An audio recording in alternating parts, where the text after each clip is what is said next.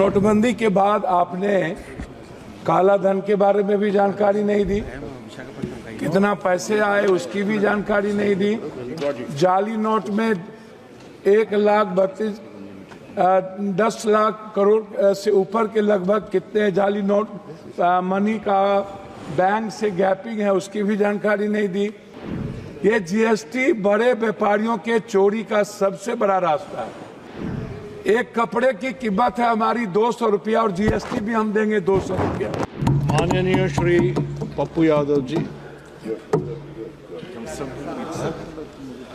धन्यवाद महोदय। मैं माननीय वित्त मंत्री महोदया जी से ब्लैक मनी के बारे में जानना चाहता हूँ और नोटबंदी जो भारत की सबसे प्रधानमंत्री का स्वर्णिम निर्णय था, उस नोटबंदी के बाद आपने काला धन के बारे में भी जानकारी नहीं दी, कितना पैसे आए उसकी भी जानकारी नहीं दी। जाली नोट में 10 लाख करोड़ से ऊपर के लगभग कितने जाली नोट मनी का बैंक से गैपिंग है उसकी भी जानकारी नहीं दी। कितने पैसे आपने अकाउंट में दिए लोगों को 15 लाख रुपया आपने उसकी भी जानकारी नहीं दी। तो हम तो पहले आपसे नोटबंदी जीएसटी के बारे में हम सिर्फ इतना कहेंगे, ये जीएसटी बड़े व्यापारियों के चोरी का सबसे बड़ा रास्ता है और मिडिल क्लास व्यापारियों का हिंदुस्तान में एक कपड़े की कीमत है हमारी 200 रुपया और जीएसटी भी हम देंगे 200 रुपया। मिडिल क्लास को कितना मुनाफा होता होगा यह भारत सरकार का दिल ही जानता है। हम इस पर कुछ और नहीं कहेंगे। हमारा दूसरा चीज है, मंत्री जी भ्रष्टाचार पर कुछ आप अलॉट करिए पैसे को, इसको खत्म करने के लिए। माननीय इस पर एक अलग बजट पप्पू यादव जी आप चेयर को एड्रेस यह सबसे बड़ा, प्लीज काइंडली एड्रेस, यह सबसे बड़ा इंपॉर्टेंट है।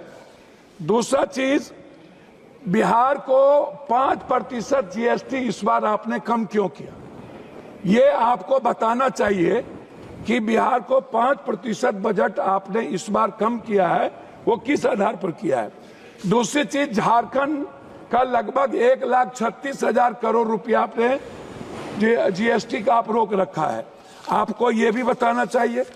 तीसरी चीज, 400 रुपया कब तक आप पेंशन देंगे, कब तक?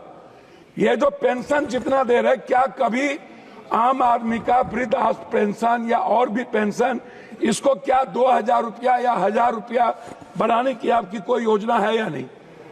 चौथी चीज, आवास योजना जो आप देते हैं, प्रधानमंत्री आवास योजना जो आपका सपना है, अच्छी बात है, उसको आप इस राशि को कब बढ़ाएंगे? ये राशि बहुत कम है और इससे किसी का भी सपना पूरा नहीं हो सकता, ये राशि गमन हो जाता है।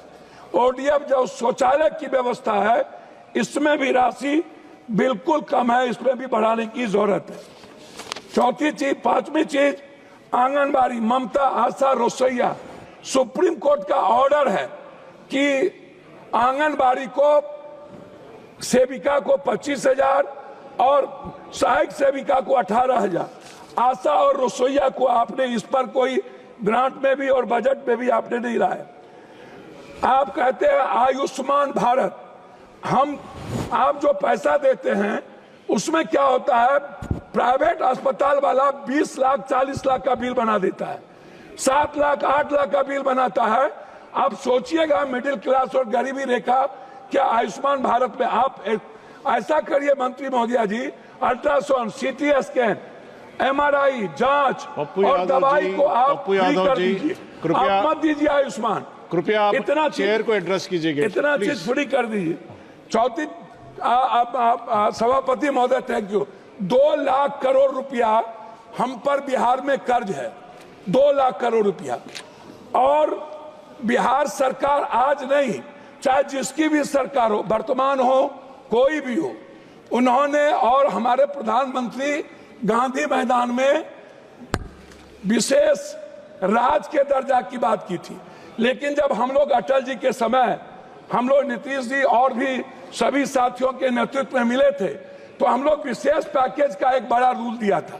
उसमें हम लोगों ने कहा था कि बिहार की जितनी बंद पड़ी फैक्ट्रियां हैं टोटल आप उठा लीजिए, सासाराम से लेकर के और जितने जूट मिल कटिहार से लेकर के जितने चीनी मिल है, सारी फैक्ट्रियां, इसको रिहैबिलिटेशन के लिए आप एक विशेष पैकेज दीजिए।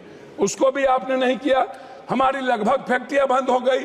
झारखंड में HCL से लेकर के लगभग 43% फैक्ट्रियां, गिरिडीह हो, धनबाद हो, बोकारो हो, स्टील फैक्ट्री हो, लगभग बंद हो गई।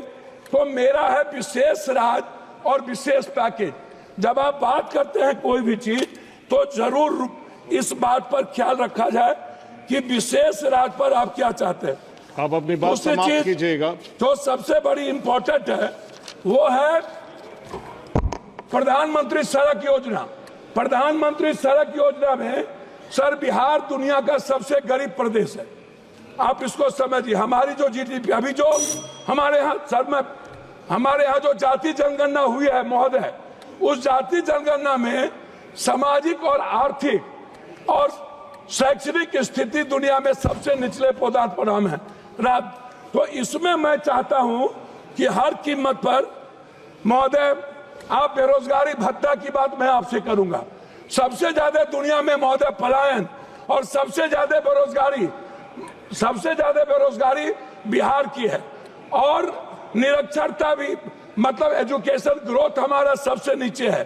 और इसके लिए हम चाहते हैं पेंशन, छात्रवृत्ति, युवा बेरोजगारी कम से कम 5,000 से 6,000 रुपया आप देने का। अब मैं अपने क्षेत्र पर 1 मिनट में बात खत्म करूंगा।